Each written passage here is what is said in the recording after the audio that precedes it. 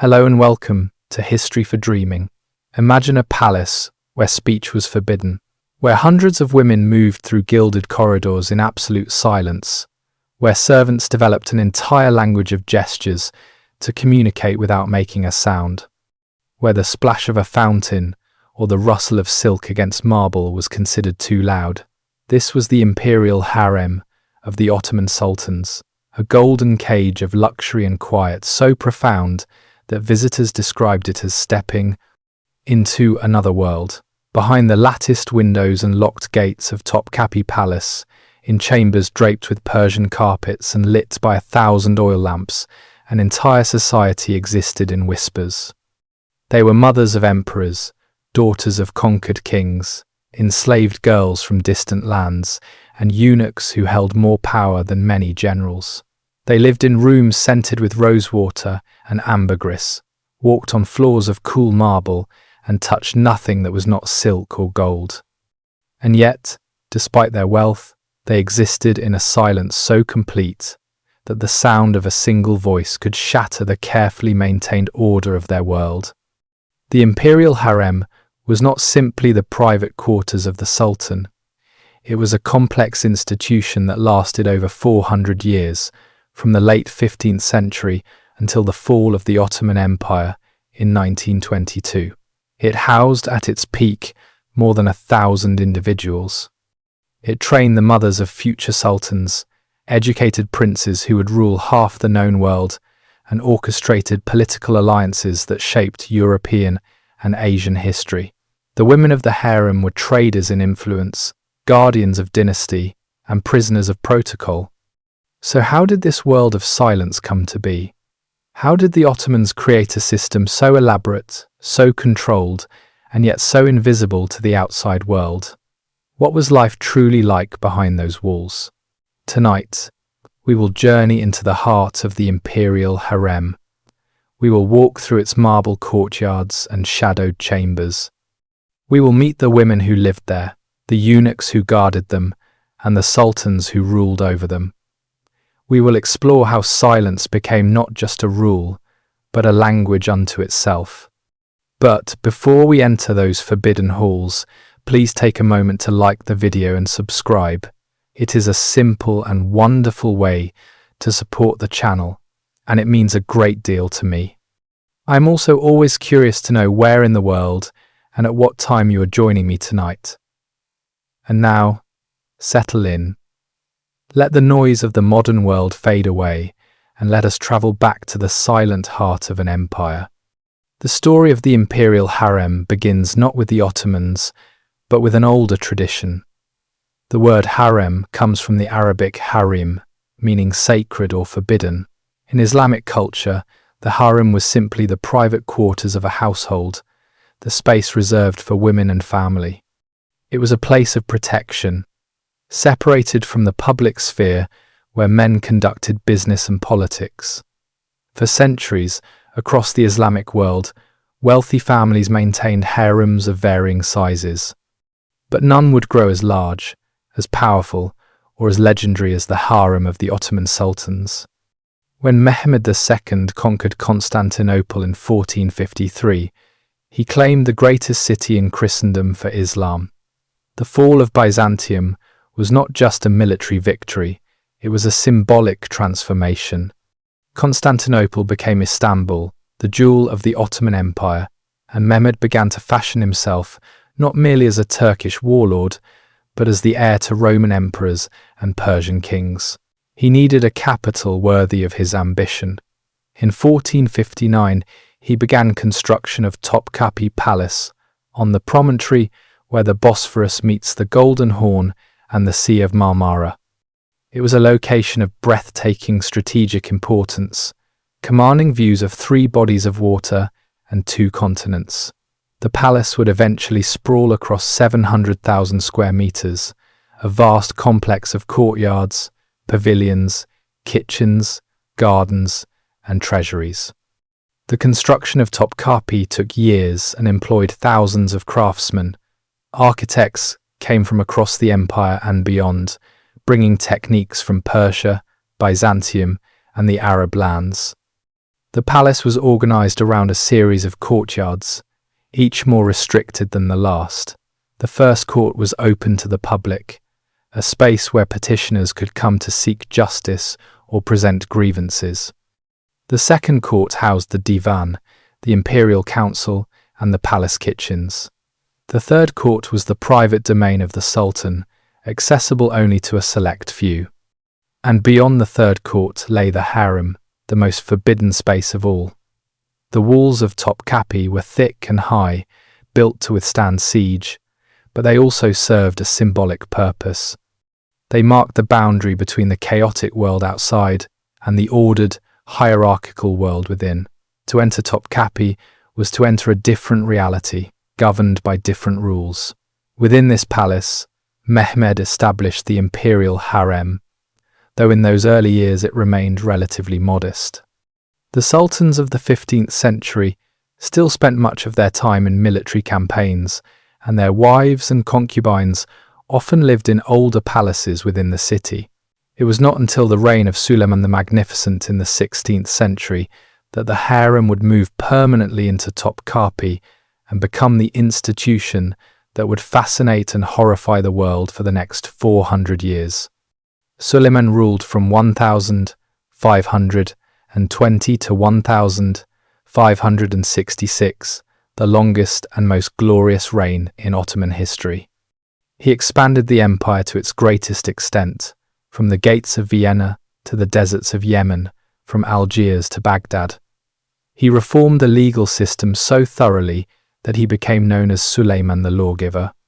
He patronized poets and architects, and under his rule, Istanbul became a city of unparalleled splendor. But perhaps his most significant act, at least for the institution of the harem, was falling in love.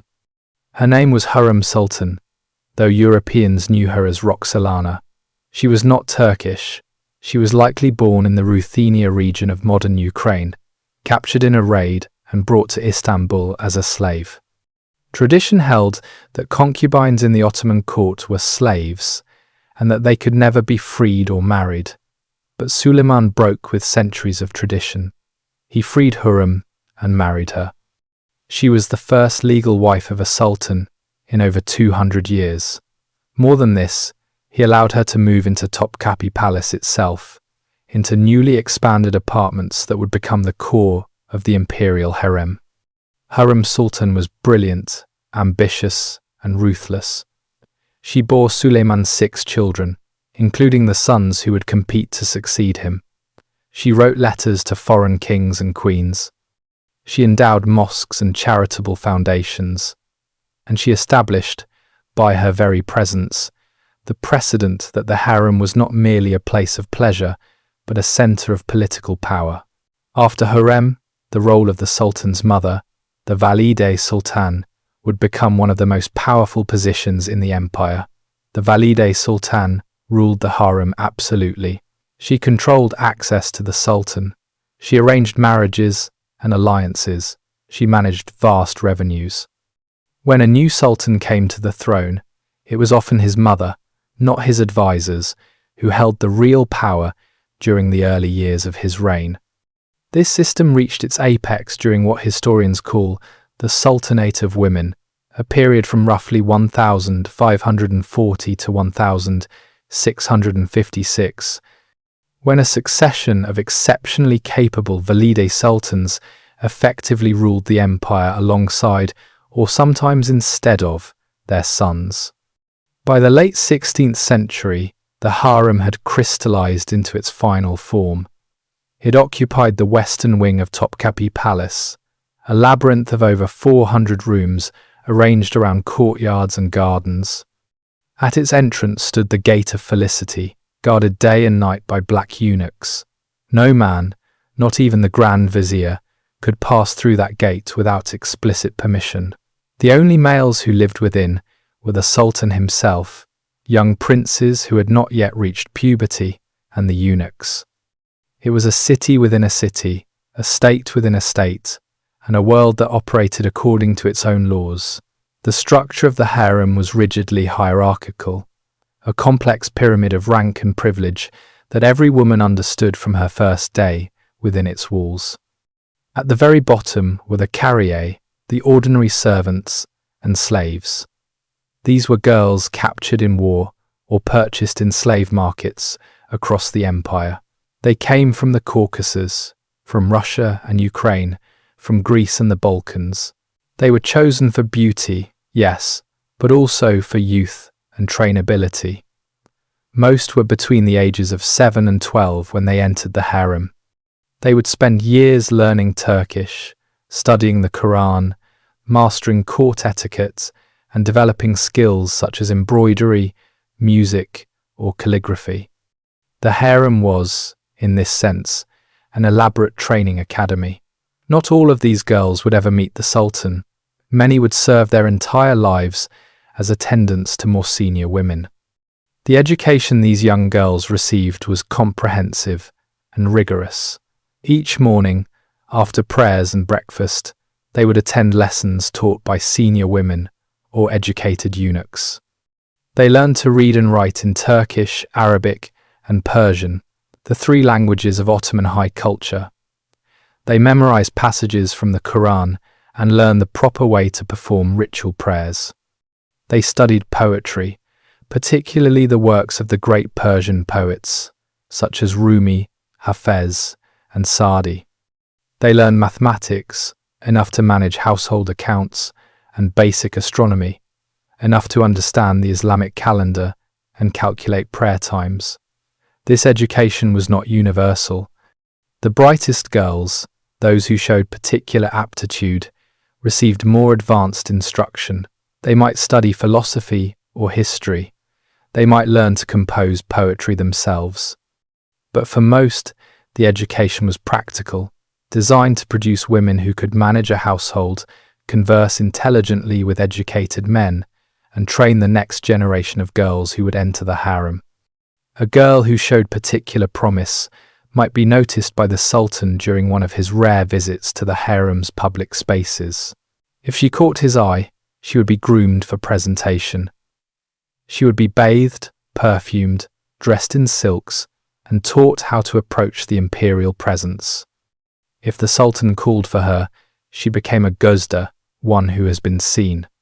This was a rank of enormous significance. It meant she had entered the Sultan's bedchamber. Yet even this did not guarantee advancement. The Sultan might sleep with a guzda once and never call for her again. But if he requested her company repeatedly, she became an iqbal, a favorite. And if she bore him a child, especially a son, she achieved the rank of haseki, a consort of the first rank. From there, only one final step remained. If her son became sultan, she would rise to become Valide Sultan, the Queen Mother, the most powerful woman in the empire. The physical layout of the harem reflected this hierarchy. The Valide Sultan lived in the finest apartments, spacious rooms overlooking the gardens and the Bosphorus. Her chambers were adjacent to the Sultan's own. She had a private bath, a reception hall, and quarters for her personal attendants. Just below her in rank, the haseki and iqbal occupied smaller but still luxurious apartments. The ordinary carrier lived in dormitories, sleeping on low divans in rooms that housed a dozen or more girls. Everything was carpeted, everything was clean, but the opulence decreased the further one moved from the center of power. The apartments of the Valide Sultan were masterpieces of Ottoman domestic architecture. The walls were covered with Iznik tiles in intricate patterns of tulips, carnations, and geometric designs. The dominant colors were blue, turquoise, and white, colors that were believed to be cooling and calming. The ceilings were painted with gold leaf and lapis lazuli, creating the impression of a night sky filled with stars.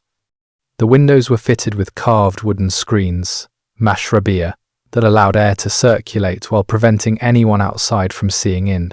Light filtered through these screens in patterns that shifted throughout the day, creating an ever-changing play of shadow and illumination. The floors were covered with carpets from Persia and Central Asia, thick wool pile in rich reds and deep blues. In winter, braziers filled with charcoal provided warmth.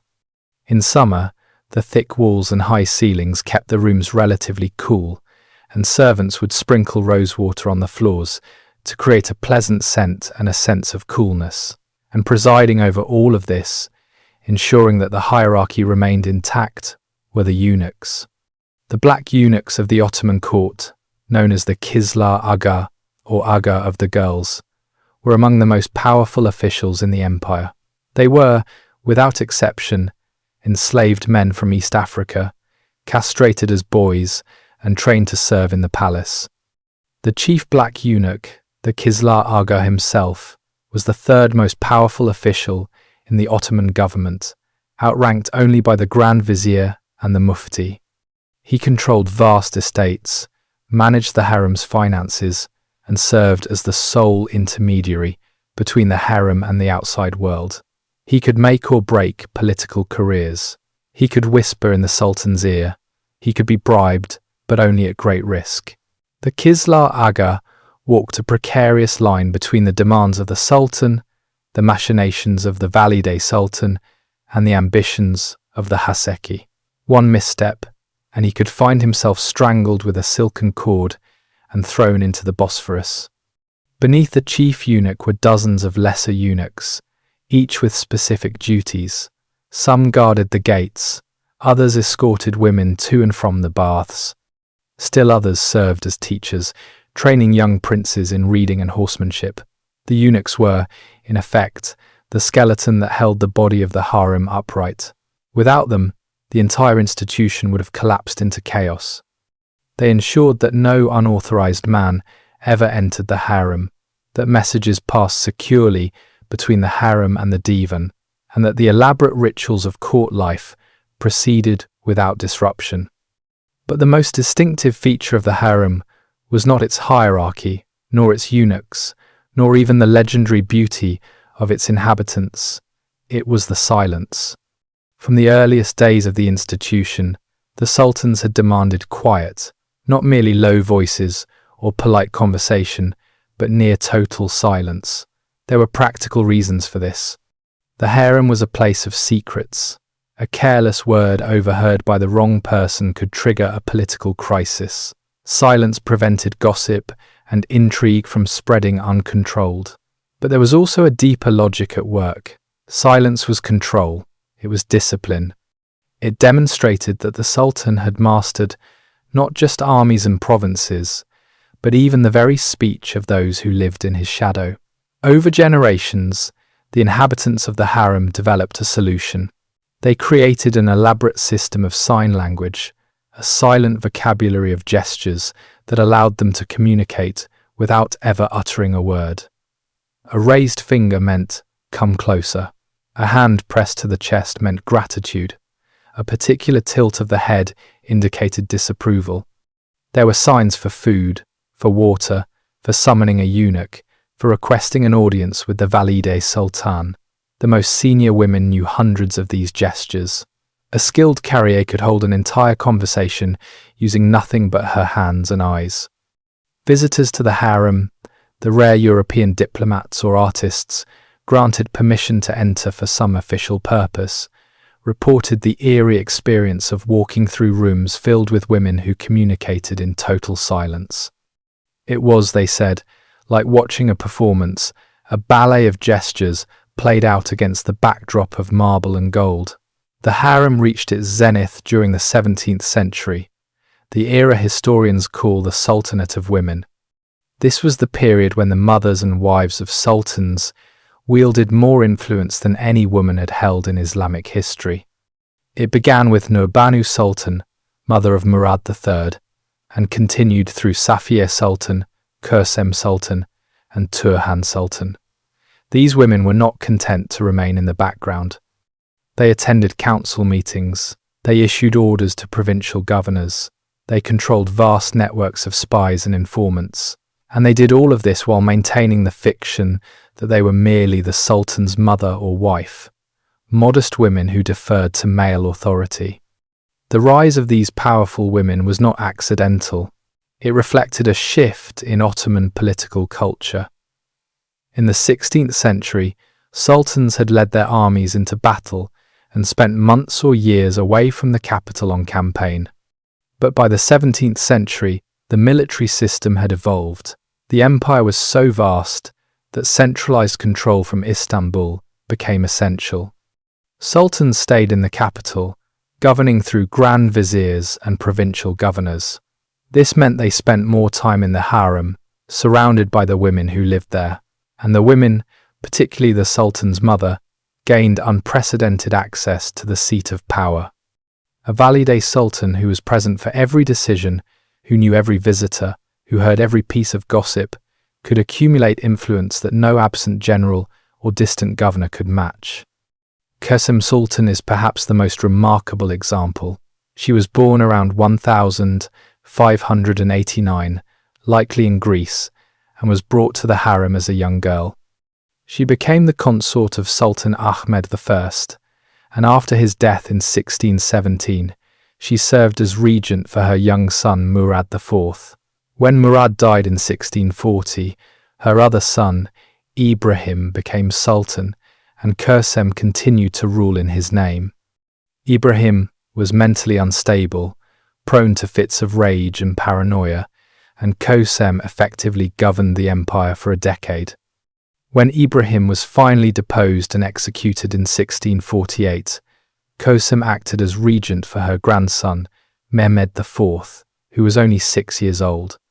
For over 30 years, Kösem Sultan was the power behind the Ottoman throne. She built mosques, endowed hospitals, and directed military campaigns. She also accumulated enemies, and in 1651, she was strangled by order of her rival, Turhan Sultan, the new sultan's mother. Kösem's death marked the end of the Sultanate of women, but her legacy endured. She had proven that a woman, even one who was technically a slave, could rule an empire. The manner of Kösem's death was as dramatic as her life. Turhan Sultan, fearing that Kösem was plotting to depose the young Mehmed IV and replace him with another grandson, ordered her assassination. On a September night in 1651, a group of eunuchs entered Kösem's apartments. She was 82 years old, but she fought. Contemporary accounts say she struggled so fiercely that the assassins could not subdue her. Finally, one of them used a curtain cord to strangle her. Her body was left on the floor of her chamber until morning, when it was hastily buried. The violence of her end shocked even those accustomed to the brutal politics of the Ottoman court. Kösem had survived decades of intrigue, outlasted 4 sultans, and shaped the destiny of an empire. But in the end, the very system that had elevated her also destroyed her. During this golden age, the daily life of the harem followed a rhythm as precise as the 5 daily prayers. The day began before dawn. The muezzin's call to prayer would echo across the city, and within the harem, women would rise, perform their ablutions, and pray. Breakfast was a simple meal, taken in silence. Bread, cheese, olives, and honey. Tea sweetened with sugar. After breakfast, the Valide Sultan would hold her morning audience, receiving reports from the eunuchs, issuing instructions, and settling disputes. The women of the harem were not idle. They spent their mornings in lessons. Young girls learned to read and write. They studied the Quran and memorized poetry. They practiced calligraphy, painting miniatures on ivory, embroidering silk, and playing musical instruments such as the oud and the ney. Music was one of the few sounds permitted within the harem, though even this was kept soft and restrained. A carrier who played beautifully might be summoned to perform for the sultan. A girl who wrote poetry in elegant Persian might be asked to compose verses for a royal celebration. These skills were not merely decorative, they were pathways to advancement, ways to catch the attention of those who mattered. The meals served in the harem were elaborate affairs, though always consumed in near silence. The palace kitchens, located in a separate building, employed over 800 cooks and servants. They prepared food for the entire palace complex, but the harem's meals were prepared by a dedicated staff who answered to the valide sultan. Lunch was the main meal of the day, typically served in the early afternoon. The dishes were diverse, reflecting the empire's vast geographic reach. There were rice pilafs flavored with saffron and studded with almonds and pistachios, lamb stewed with apricots and cinnamon, kebabs of every variety, vegetable dishes such as stuffed eggplants and dolmas, yogurt served with cucumber and mint, fresh bread, baked multiple times throughout the day, and an endless array of sweets, baklava dripping with honey and filled with ground nuts, lokum, the Turkish delight, flavored with rosewater or lemon, halva, made from sesame paste and sugar. The women ate with their right hands, as was the custom, using bread to scoop up food. They sat on cushions around low tables, and although they could not speak, they could observe. Who sat where was a matter of intense significance. Proximity to the valide sultan indicated favour. Distance suggested a fall from grace. The afternoons were quieter. In the heat of summer, the women retreated to the coolest parts of the harem, rooms with thick walls and high ceilings, where servants fanned the air and sprinkled rosewater on the floors. They reclined on cushions, sipping sherbet and nibbling on candied fruit, some embroidered, their needles moving in and out of silk so fine it was nearly transparent. Others read, though books were carefully controlled. Religious texts were permitted, collections of poetry and histories of the Ottoman dynasty were allowed. But novels, especially those imported from Europe, were forbidden. The sultans feared that such stories might plant dangerous ideas in the minds of their women. In winter, braziers filled with charcoal were lit in every room, and the women wrapped themselves in furs brought from Russia and the Caucasus. They sat close to the warmth, their breath misting in the cold air, and spoke in signs. Once a week, the harem would come alive with activity. This was bath day. The imperial baths, or hammam, were among the most magnificent rooms in the entire palace. They were designed in the classical Ottoman style, with domed ceilings pierced by star-shaped openings that let in shafts of light. The floors and walls were covered in marble, and the air was thick with steam. On bath day, the women would spend hours in the hammam. They would sit on heated marble slabs while attendants scrubbed their skin with rough mitts made of goat hair. They would soak in hot water scented with rose petals and lavender. Their hair would be washed with eggs and henna, then combed and oiled until it shone. After bathing, they would be wrapped in linen towels and led to a cooling room where they would drink cold water flavoured with lemon and rest on low couches. The hammam was one of the few places where the women could relax the strict rules of silence. Conversation was permitted, though always in low voices. Laughter was tolerated, though never loud. It was a time of rare intimacy, a chance for women who spent their days in competition for the Sultan's favour to simply be human. Evenings were the most important time in the harem, for it was in the evening that the Sultan might visit. When the Sultan decided to spend the night in the harem, word would be sent hours in advance. The chosen woman would be informed by the Kislar Aga. She would be taken to the baths, bathed again, her skin oiled with perfumes of ambergris and musk, her hair arranged in elaborate braids and decorated with pearls. She would be dressed in robes of silk so fine they weighed almost nothing, dyed in colours that were the Sultan's favourites. Green was preferred, as it was the colour of paradise. She would be led through the harem's corridors, past rooms where other women watched in silence, some envious, some resigned, some plotting. When she reached the Sultan's chamber, she would enter alone. The door would close behind her, and whatever transpired within was known only to the two of them. In the morning, if the Sultan was pleased, she might receive gifts, gold coins, a jewelled bracelet, a length of rare fabric from Persia, but the greatest gift was simpler and more valuable, his continued attention, the promise of another night, the hope of a child. The harem was also a place of immense wealth. The revenues that supported it came from vast agricultural estates scattered across Anatolia, the Balkans, and Egypt. These estates, known as Haslar, were managed by the Kislar Aga on behalf of the Valide Sultan. The income from these lands was staggering. In some years, it exceeded the revenues of entire provinces. With this wealth, the Valide Sultan could fund charitable works. She could build mosques and schools, endow fountains that provided free water to the public, and distribute alms to the poor.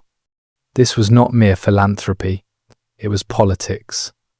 A Valide Sultan, who was seen as generous and pious, could build a base of popular support that made her nearly untouchable.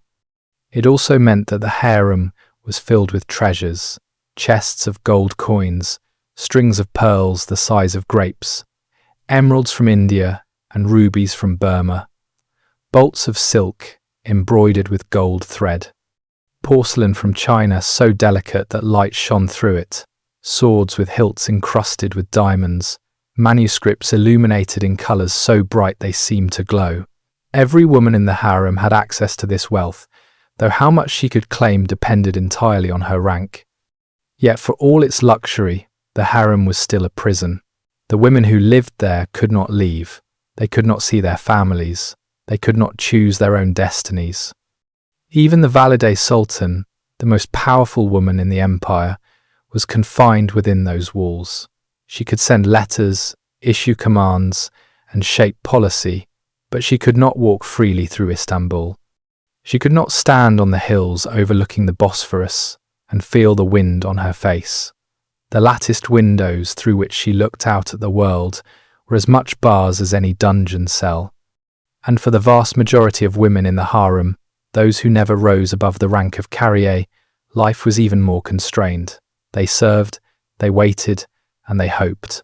Some would grow old in the harem, spending 50 or 60 years within its walls, and die there, having never seen the world beyond. The culture of silence within the harem was not merely a rule to be followed, it became an art form, a way of life that shaped every interaction and every relationship. The sign language that the women used grew increasingly sophisticated. By the 18th century, it had evolved into a complex system with signs for abstract concepts such as loyalty, betrayal, hope, and despair. A woman could express her grief at the death of a child, her joy at receiving favour from the Sultan, or her anger at a rival, all without making a sound. The signs were subtle, almost imperceptible to an untrained eye. A European visitor who witnessed this silent communication described it as watching a conversation between ghosts, beautiful and terrible. The development of this sign language was a gradual process, refined over generations. It began with simple, practical gestures, a pointing finger to indicate direction, a hand held up to signal stop, a beckoning motion to call someone closer. But as the decades passed and the culture of silence became more deeply embedded, the language grew more sophisticated. By the 18th century, there were signs for complex emotions. A hand placed over the heart meant love or devotion. Fingers drawn across the throat indicated danger or a threat. A particular arrangement of the hands could convey betrayal, loyalty, ambition, or fear. The sign for the Sultan himself was a hand raised to the forehead, palm outward, a gesture of respect and submission. The Valide Sultan was indicated by touching the crown of the head, symbolizing her supreme authority within the harem. Each of the major eunuchs had his own sign. Each rank within the hierarchy had its gesture. A woman who mastered this language could navigate the harem's social landscape with precision, forming alliances, avoiding enemies, and advancing her position without ever speaking a word. Even the architecture of the harem was designed to enforce silence. The floors were covered with thick carpets that absorbed the sound of footsteps, The walls were hung with tapestries that muffled echoes. The courtyards were filled with fountains, and the constant sound of running water served a dual purpose. It created a soothing background noise that masked whatever whispered conversations might occur, and it reminded everyone within that even the smallest sound could be heard. The fountains were works of art in themselves. They were carved from marble, decorated with calligraphy and geometric patterns, and fed by aqueducts that brought water from springs in the hills above the city. The women would sit beside these fountains in the heat of summer, trailing their fingers in the cool water, and communicate in their language of hands and eyes. The gardens of the harem were another refuge. They were enclosed by high walls, invisible from the outside world, and filled with flowers that bloomed in every season. Roses, jasmine, hyacinths, and tulips. The Ottomans were obsessed with tulips. During the early 18th century, in the period known as the Tulip Era, the palace gardeners cultivated over 1,300 varieties. Each spring, when the tulips bloomed, the Valide Sultan would host a tulip festival in the harem gardens. Lamps would be placed among the flowers, thousands of them, and tortoises with candles affixed to their shells would wander through the beds, creating a moving constellation of light. The women would gather in the gardens, dressed in their finest robes, and for one night the rules of silence would be relaxed. They could speak, though still quietly. They could laugh, though not too loudly. It was a night of rare freedom, a brief glimpse of what life might be like outside the walls. The relationship between the women and the eunuchs was complex and often deeply personal. The eunuchs were not merely guards or administrators. They were confidants, allies, and sometimes friends. A eunuch who had served in the harem for decades knew its secrets better than anyone. He knew which women were ambitious, which were loyal, and which could be trusted with sensitive information. He knew the histories of feuds that stretched back generations, the alliances that held the harem together, and the rivalries that threatened to tear it apart. A clever woman cultivated relationships with the eunuchs. She would give them gifts, small tokens of appreciation, a length of silk, a piece of jewelry, a kind word at the right moment. In return, the eunuch might warn her of a plot against her, arrange a private meeting with the Valide Sultan, or ensure that her letters reached the Sultan himself. The most powerful eunuchs were those who served as intermediaries between the harem and the divan, the imperial council. These men carried messages between the Valide Sultan and the Grand Vizier, negotiated alliances, and sometimes brokered the marriages of princesses to foreign princes. They walked through the palace with an authority that belied their status as slaves. They wore robes of silk and fur, they carried staffs of office inlaid with silver, and they commanded respect from everyone, from the lowest janissary to the highest pasha. The education of young princes was another critical function of the harem. Until a boy reached the age of 12 or 13, he lived in the harem with his mother and the other women. He was taught to read and write, to memorize the Quran, and to understand the basics of statecraft. His education was overseen by the eunuchs, who served as his tutors and protectors. When a prince was old enough, he would be circumcised in an elaborate ceremony and moved to the third court of the palace, where he would begin his formal training as a ruler. But in those early years, the harem was his entire world. He learned its rhythms and its silences. He watched his mother navigate the complex politics of the harem, and he absorbed lessons that no book could teach. Loyalty was earned, not given. Power was held through careful management of relationships, and silence, above all, was a tool more valuable than any sword. Not all women who entered the harem remained there for life. Some, after years of service, would be married off to high-ranking officials. This was considered an honor. A woman who married a pasha or a provincial governor carried with her the prestige of having lived in the imperial household. She also carried the skills she had learned. She knew etiquette, diplomacy, and the subtle arts of influence. These marriages were arranged by the Valide Sultan, and they served to extend her network of allies throughout the empire. A former harem woman who became the wife of a governor might send information back to the Valide Sultan, report on local affairs, or use her influence to advance the interests of the palace. In this way, the harem's reach extended far beyond the walls of Topkapi. There were, of course, darker aspects to harem life. Jealousy could turn to hatred. Rivalries could become deadly. A woman who fell from favor might find herself poisoned, or accused of witchcraft, or simply forgotten. The harem was a place where fortunes could change overnight. A favorite concubine who bore a son might seem secure, only to watch another woman's son named as heir. The Ottoman succession was brutal. There was no law of primogeniture. When a sultan died, his sons would compete for the throne, and the winner would often have his brothers executed to prevent future rebellion. This meant that a mother's entire existence revolved around ensuring her son's survival. She would scheme, bribe, and plot. She would form alliances with factions within the divan. She would cultivate the loyalty of janissaries and viziers. And if her son failed, she would likely be strangled alongside him, or exiled to some distant corner of the empire to live out her days in poverty. The height of the harem's power came during the reign of Sultan Ahmed III in the early 18th century. This was the Tulip era, a period of relative peace and prosperity when Ottoman culture reached a pinnacle of refinement.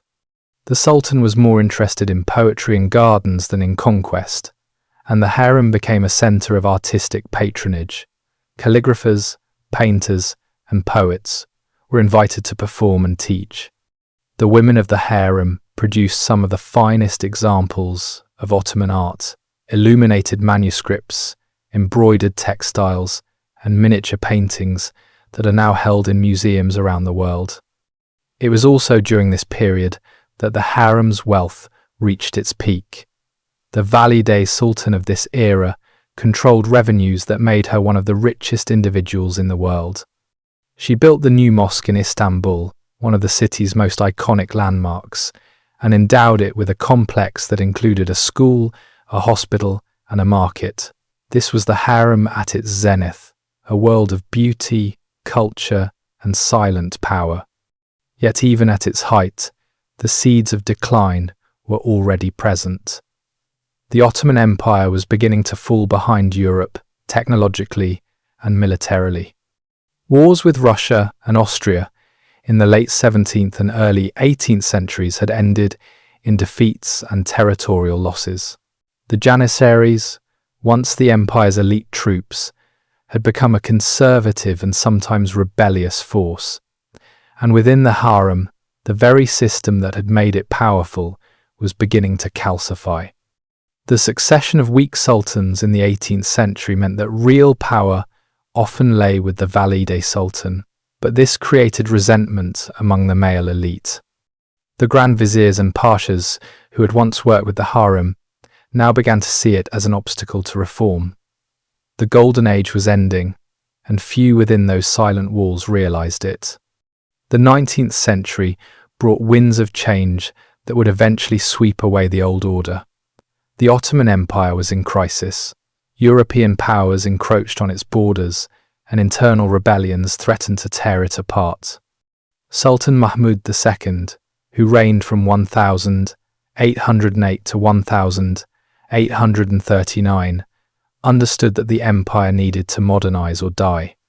He abolished the Janissaries in 1826, massacring those who resisted, and began a program of military and administrative reform.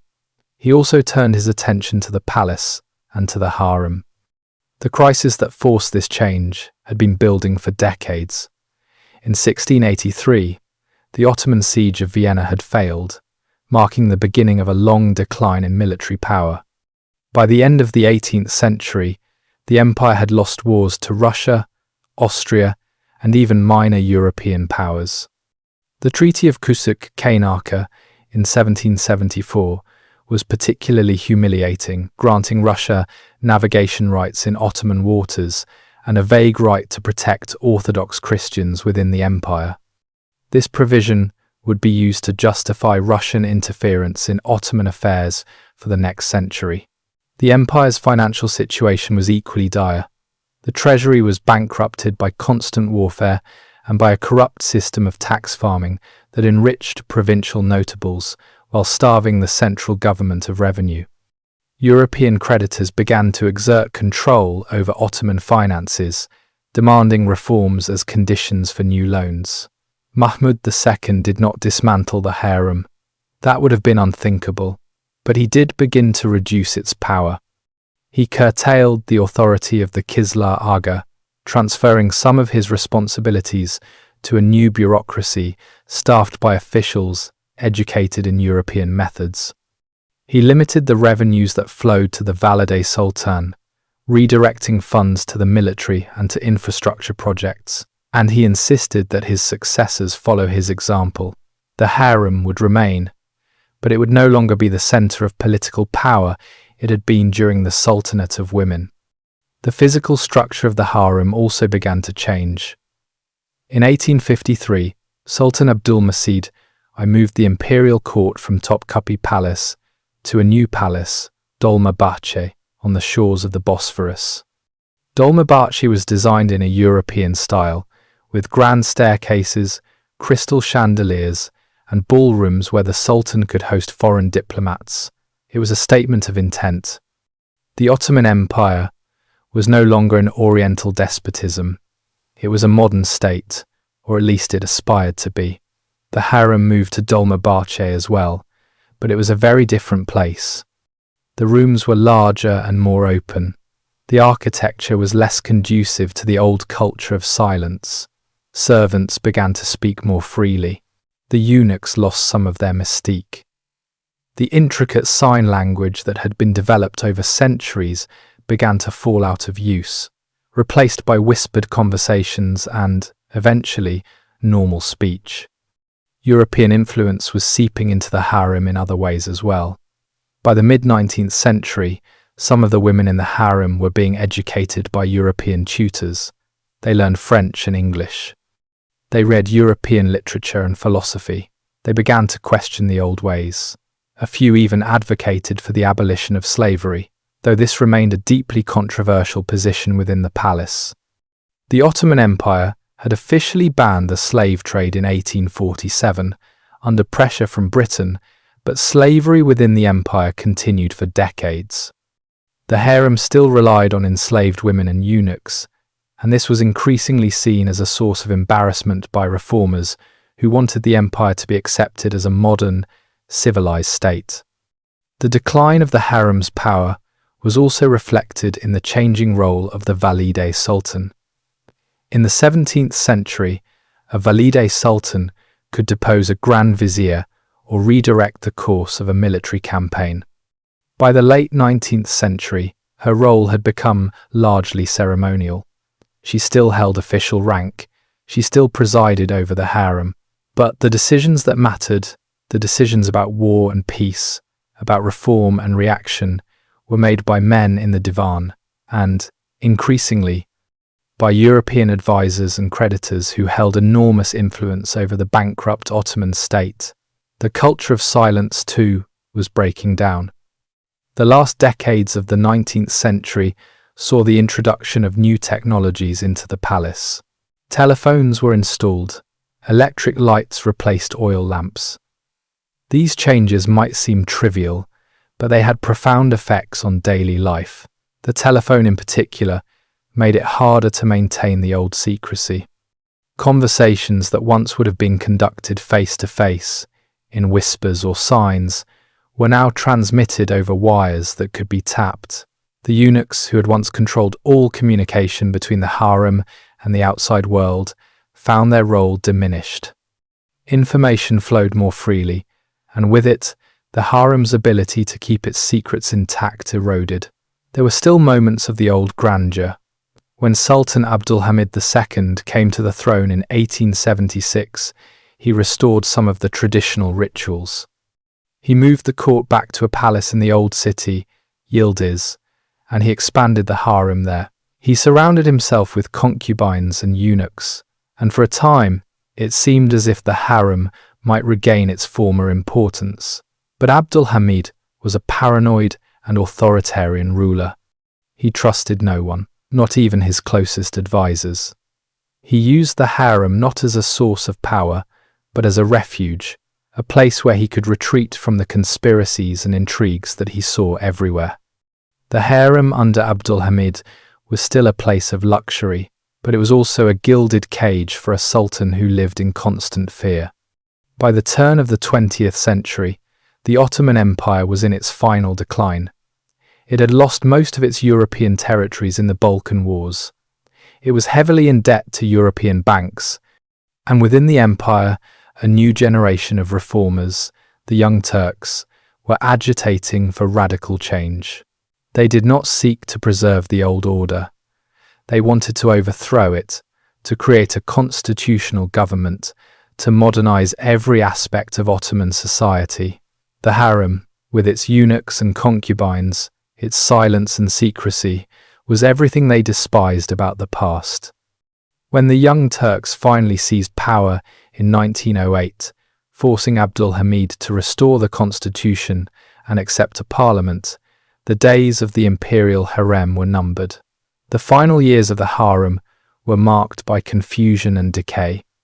After the Young Turk Revolution, Sultan Abdul Hamid II was deposed in 1909 and replaced by his brother, Mehmed V, an elderly and largely powerless figurehead. The harem continued to exist, but it was a shadow of its former self. Many of the women who had served there for decades were pensioned off or allowed to leave. The number of eunuchs was reduced. The elaborate rituals that had governed daily life were simplified or abandoned altogether. The harem was no longer a center of power. It was an anachronism, a relic of a vanished world that the new rulers tolerated only because they did not know what else to do with it. The physical deterioration of the harem mirrored its political decline. Topkapi Palace, which had been maintained with meticulous care for centuries, began to show signs of neglect. Roof tiles went unrepaired. Gardens were left untended. The fountains, which had once run constantly, were turned off to save money. The women who remained in the harem lived in apartments that grew increasingly shabby. Paint peeled from walls. Carpets became threadbare. The silks and velvets that had once been replaced every season were mended and remended until they could no longer be repaired. The contrast between the harem's glorious past and its diminished present was stark and melancholy. World War I dealt the Ottoman Empire a blow from which it would never recover. The empire entered the war on the side of Germany and Austria-Hungary, and the result was catastrophic. By 1918, the empire had collapsed. Allied forces occupied Istanbul. The Sultan, now Mehmed VI, was little more than a puppet of the occupying powers. And in Anatolia, a nationalist movement led by Mustafa Kemal, later known as Ataturk, was organizing resistance to both the Allies and the Sultan. The harem during these years was a place of quiet desperation. The women who remained there knew that their world was ending, but they did not know what would come next. In 1922, the Turkish Grand National Assembly abolished the Sultanate. Mehmed VI fled into exile, and the Ottoman dynasty, which had ruled for over 600 years, came to an end. The following year, the Turkish Republic was proclaimed, with Ataturk as its president. One of his first acts was to order the closure of the harem. The women were told they were free to leave. Some had families to return to, others had nowhere to go. They were given small pensions and sent out into a world that had changed beyond recognition. The eunuchs too were freed, though for many of them freedom was a cruel joke. They were old men, castrated as boys, with no place in the new society that was being built. Some found work as servants in the homes of wealthy families. Others lived out their days in poverty. The palaces themselves were converted into museums. Topkapi, Dolmabahce, and yildiz were open to the public, and for the first time in centuries, ordinary people could walk through the rooms that had once been forbidden. They could see the throne room where sultans had held court, the treasury with its staggering collection of jewels and artifacts, and the harem with its silent courtyards and latticed windows. Guides would explain the history, tell stories of the valide sultans and the concubines, the eunuchs and the princes. But the reality of what it had been like to live there, the texture of daily life in a world of enforced silence and rigid hierarchy, was something that could not be conveyed by a tour. That knowledge was held only by the women and eunuchs who had lived it, and they were dying off, taking their memories with them. There were efforts to document what remained. In the 1,920 seconds and 1,930 seconds, a few Western scholars and journalists managed to interview some of the last surviving members of the harem. These interviews are precious records, though they must be read with caution. The women who spoke were often reluctant to reveal too much. They had spent their lives keeping secrets, and old habits died hard. They spoke of the beauty of the gardens, the luxury of the baths, the kindness of certain sultans and the cruelty of others. But when asked about the culture of silence, about the sign language and the whispered intrigues, they would often fall silent themselves, as if the old prohibition still held. One former concubine, interviewed in Istanbul in 1926, described the harem as a place of profound loneliness. She had entered as a girl of 10, captured during a war in the Caucasus, and had lived there for 50 years. She had learned to read and write, to embroider and play the oud. She had been presented to the Sultan once, and he had been kind to her, but he had never called for her again. She had spent her life in service to other women, watching from the shadows as favourites rose and fell. When the harem was finally closed, she was 60 years old. She had no family, no money, no skills that were useful in the modern world. The Turkish government gave her a small pension, and she lived in a modest apartment near the old city walls. She said she missed the harem, missed the routines and the sense of order. But she also said that she was glad it was gone, that no girl should have to live as she had lived, in silence and servitude. The physical remnants of the harem culture began to disappear as well. The sign language, so carefully developed over centuries, was not written down, and without anyone to teach it, it vanished within a generation. The architecture remained, but it was no longer used for its original purpose. The fountains still ran in the courtyards of Topkapi, but they no longer served to mask whispered conversations. The baths were preserved as historical curiosities, but no one bathed there anymore. The rooms where women had embroidered silk and painted miniatures were empty, their walls stripped of the tapestries and carpets that had once made them warm and alive. The harem lived on, however, in the imagination of the West. European writers and artists had long been fascinated by the idea of the harem, though their depictions were almost always fantasies, bearing little resemblance to reality. In the 19th century, Orientalist painters had created lurid images of harems as dens of sensuality, filled with half-naked women lounging on divans. These paintings were popular in Europe and America, feeding a fantasy of the exotic East that had nothing to do with the actual lives of the women who had lived in the Imperial Harem. Even after the harem was closed, this fantasy persisted. Hollywood films in the 1,920 seconds and 1,930 seconds depicted harems as places of intrigue and adventure, with heroic European men rescuing beautiful women from cruel sultans. These depictions were offensive and inaccurate, but they shaped how the harem was remembered in the West for decades. In Turkey itself, the memory of the harem was more complicated. For the new republic, the harem represented everything that had been wrong with the old empire. It was a symbol of backwardness, of the oppression of women, of an oriental despotism that had no place in a modern, secular state. Ataturk's reforms included a campaign to improve the status of women. Women were granted the right to vote and to hold office. They were encouraged to pursue education and careers. The veil was discouraged, though never officially banned.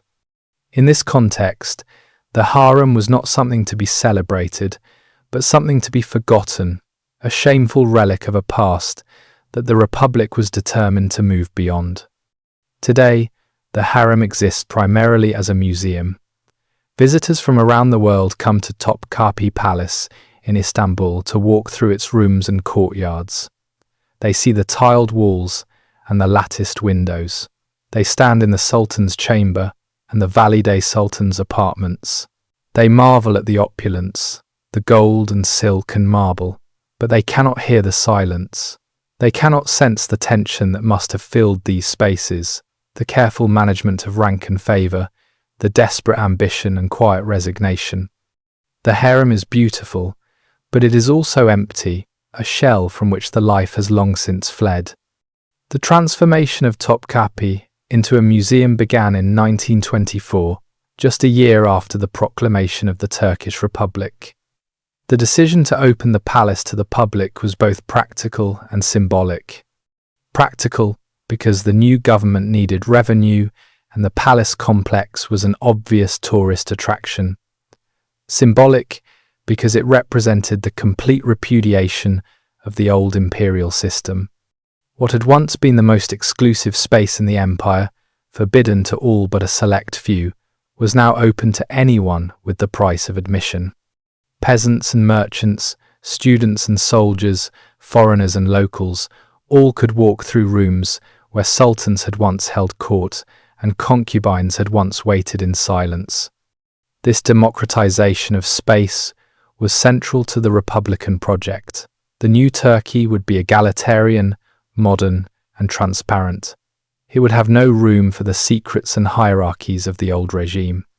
Historians continue to study the harem, piecing together its history from archival documents, travelers' accounts, and the few surviving testimonies of those who lived there. In recent decades, there has been a shift in how scholars approach the subject. Earlier historians, particularly in the West, tended to view the harem as a place of oppression, a prison where women were held against their will. This was true, to an extent. The women of the harem were slaves, and they had little control over their lives. But more recent scholarship has emphasized the agency that some women managed to carve out within this system. The Valide sultans, the Haseki, and even some of the eunuchs wielded real power. They shaped policy, built monuments, and influenced the course of history. To dismiss them as mere victims is to miss an important part of the story. The harem also raises difficult questions about cultural memory and historical judgment. The Ottoman Empire is a contested legacy in modern Turkey. For some, it represents a glorious past, a time when Turkey was a great power that commanded respect across the world. For others, it represents autocracy and backwardness. The harem, with its mix of luxury and oppression, of power and servitude, encapsulates this ambivalence. It was a place where some women achieved influence that would have been unthinkable in most other societies of the time. But it was also a place where thousands of women lived in confinement, their lives dictated by the whims of men they barely knew. Both of these things are true, and any honest reckoning with the harem must acknowledge both. The culture of silence that defined the harem is perhaps its most haunting legacy. In an age of constant noise, of social media and instant communication, the idea of a world where silence was enforced seems almost alien. Yet the harem's silence was not empty. It was filled with meaning, with gestures and glances, with the quiet rustle of silk and the soft splash of fountains. It was a silence that allowed for a different kind of communication, one that was intimate and controlled in equal measure. The women of the harem did not lose their voices by being silent. They found other ways to speak, other ways to be heard. Their sign language was a form of resistance, a way of asserting their humanity in a system that sought to reduce them to objects. It was a reminder that even in the most restrictive circumstances, people find ways to communicate, to connect, to resist. There are echoes of the harem in the modern world, though often in unexpected places. The idea of the harem has been invoked, sometimes carelessly, to describe everything from corporate cultures to political dynasties, where power is concentrated in the hands of a few and outsiders are excluded. These comparisons are rarely apt, but they speak to the enduring fascination with the harem as a symbol of secrecy, luxury, and hidden power. The harem also continues to appear in literature and film, though contemporary depictions are generally more nuanced than the Orientalist fantasies of the past. There is a growing recognition that the harem was not simply a place of oppression or exoticism, but a complex social institution that deserves to be understood on its own terms. For those who visit Topkapi today, the harem offers a window into a world that is both alien and strangely familiar. The structures of power, the competition for favor, the negotiation of hierarchy, these are dynamics that exist in any society. The harem simply made them more visible, more formalized, and more extreme. Walking through those silent courtyards, it is easy to imagine the women who once lived there, the young girls who arrived terrified and alone, the concubines who learned to navigate a world of unspoken rules, the mothers who fought to see their sons become sultans, the elderly women who had spent their entire lives within those walls and knew no other home. They are gone now, but their presence lingers in the carved wood and painted tiles, in the fountains that still run, in the gardens where tulips bloom each spring. And so, our story of the Imperial Harem comes to a close. It has been a true pleasure to be your guide through this world of silence and luxury, of power and confinement, of extraordinary women who shaped an empire from behind latticed windows. The harem is gone, but it has not been forgotten. It remains a reminder of a time when silence could be both a prison and a language, when a gesture could carry as much meaning as a speech, and when a woman's influence was measured not by how loudly she spoke, but by how carefully she was heard. Thank you for listening. Until our next journey into the past, I wish you a calm and peaceful night.